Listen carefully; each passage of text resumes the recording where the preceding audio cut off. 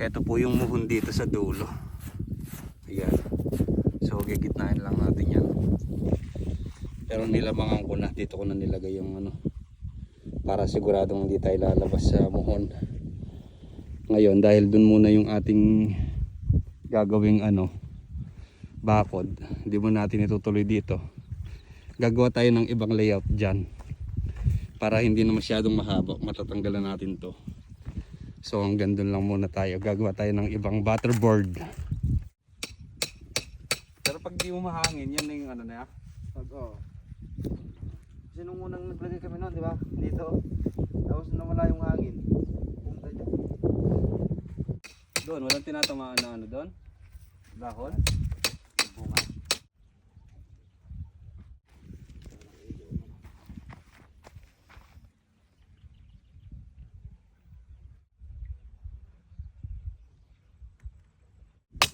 Yan, kahit di masyadong ibaon yan kasi palaban naman siya. Heto na po yung magiging butterboard natin. Pwede na natin tanggalin itong hanggang doon sa ating mohon. Sunod na lang yan. Gagawa ulit tayo dyan kung babakuran natin to. Pero since ito muna yung unahin natin, pwede natin i-cut dito. Dito na tayo magtatali ng tansi. Para hindi masyadong mahaba. Kasi lumulundo yan eh. Gusto ko malagyan ulit sa gitna pa ng butterboard yan eh. Para hindi lumulundo. Pero titingnan natin pag binatak namin to, baka kaya ng direksyon ng tansi. So ganun po yung ginagawa namin pang butterboard, no. Pero maglalagay pa kami dun sa ilalim para naman sa kasintada. Kumbaga ito, ililinya lang namin mo yung poste kasi bubuhusan namin yung mga pundasyon nila, yung paa. So pag mag-aasintada kami, gagawa ulit kami ng butterboard sa baba. Kumbaga itatali na lang dito sa, pag nakatayo na to, tatali sa pinaka ano niya, sa mga stirrup niya. Doon na kami kukuha ng pang butterboard namin sa ilalim. Doon naman. Kasi hindi tayo pwedeng gumawa dito pababa. May lupa pa. So dito tayo gagawa. Pag matigas na to, pag mag-aasintada na tayo. So ngayon, ang gagawin naman namin, pag itatayo na namin itong aming mga poste, wala na kaming ano doon, pinaka-footing. Hindi na kami gumawa kasi hindi naman siya ganun kataas. Halos hanggang dito lang yan. Tapos tubo na ilalagay ko sa taas eh, tubo. Tsaka ano, cyclone. Kumbaga hindi diretso yan. Ganito lang kataas yung aming pinaka-bakod na hollow blocks at tsaka poste. So kahit walang puting yan, kayang-kaya na po yan. Napakalalim na pong hukay namin, no. Halos nasa ano na siya, 1 meter na siya yung ilalim niya. Halos kalahati ng poste natin lubog na sa lupa. So napakatibay na yan. So ang gagawin namin yan, nililinya namin dito, yan. Basta hindi lalabas sa ating tansi.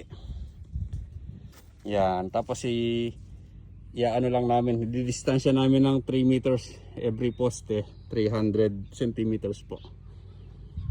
So ganun, ang gagawin namin yan, lalagyan namin ng brace na ganito lang din, itatali lang din namin ng mga bakal, mandawels. Yun po yung gagamitin namin para hindi siya matumba at mawala sa pwesto. Tapos sa ilalim, hindi po pwedeng nakapatong yan sa lupa yung bakal natin kasi kakalawangin yan. So lalagyan namin yan ng spacer ng mga bato para yun ang pinaka ano niya, pinakatapakan niya para magkaroon siya ng simento sa ilalim, mabalutan yung ating pinakabakal. Kasi pag nakadikit sa lupa yan, kakalawangin yung ilalim, malulusaw to, maubos yung bakal.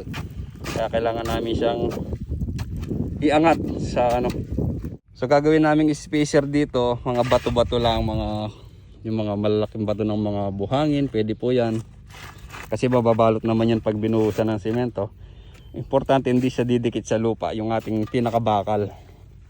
Ito po yung mga bato na kinuha ko lang sa mga buhangin.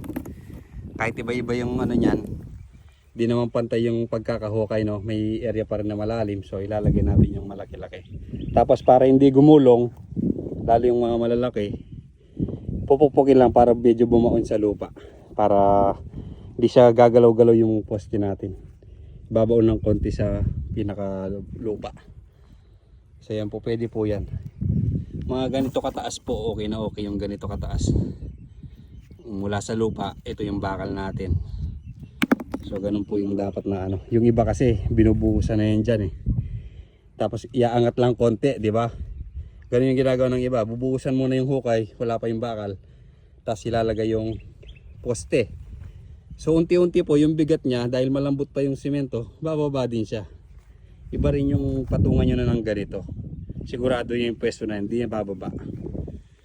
Pagka magle-layout po kayo ng mga poste na ganyan, maglalagay kayo ng bakal, ugaliin nyo po yung paikot ng poste, wala yung mga pinagukayan.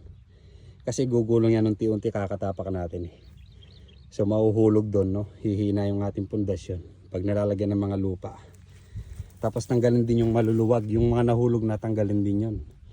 Para matigas talaga yung ilalim niya. Yan, nililinisan namin. Tinatanggal namin yung sa gilid ng poste.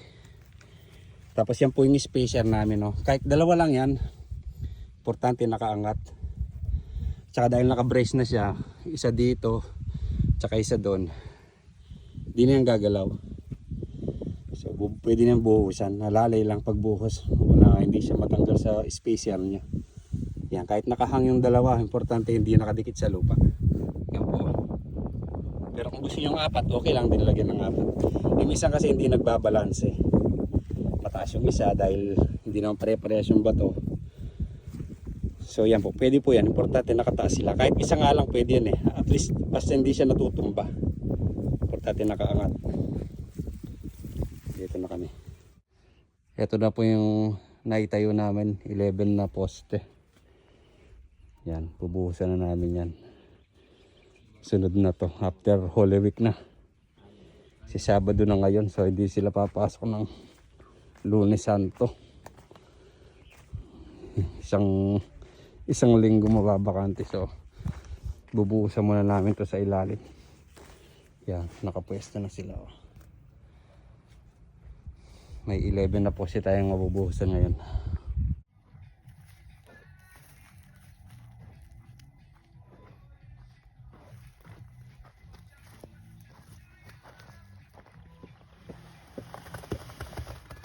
Gumagalaw yung poste.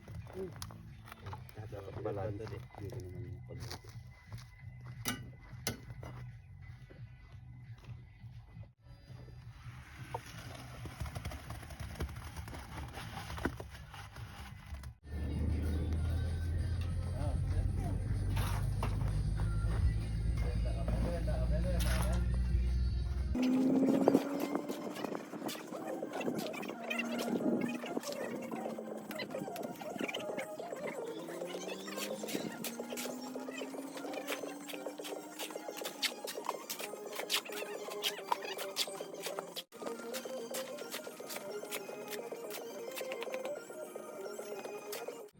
Ito na po mga kabukid yung natapos namin, yung 11 na poste.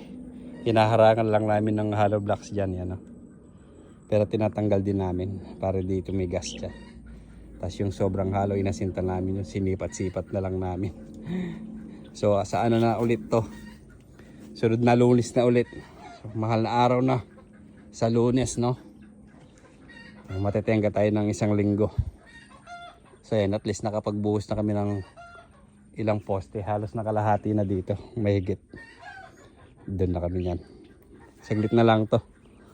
Yan ang ganyang kataas po yung ano, pinakasintada natin. Papantayin lang natin yung poste. Tapos barbed wire na lang sa taas. So yun, ganito na lang po mga kabukid. Abangan nyo po yung susunod nating update sa ating pambabakod. Kung hanggang kailan naabot yung dollars ni kabukid. Thank you po. Magnilay-nilay muna tayo.